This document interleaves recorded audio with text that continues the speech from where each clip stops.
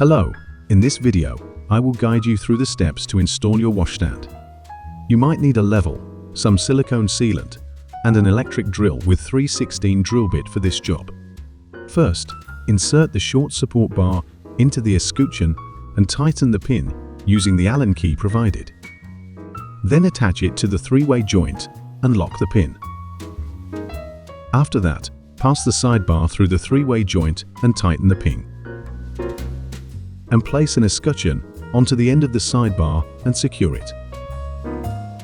Next, grab the long support bar and pass it through a four-way joint for approximately 7 inches. Do not tighten the pin just for now.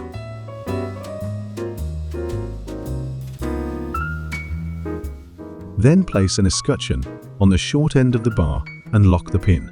Now, try to match the length of the short end of the long support bar with the short support bar. After they are matched, tighten the pin on the four-way joint. Assemble both parts into one piece and secure the pin. Repeat the steps again for the other side. Now connect 2 legs using the front bar. There is lock pin on each end. Tighten both of them.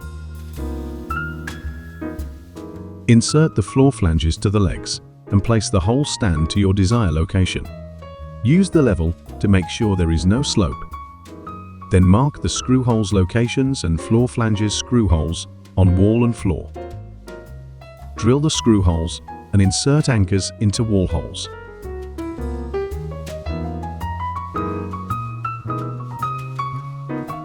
Screw the floor screws onto floor flanges and then screws the whole flanges into floor. And then insert legs and line up escutcheon and holes on wall. Tighten the washstand with the screws provided and place sticky pads and apply sealant on each escutcheons.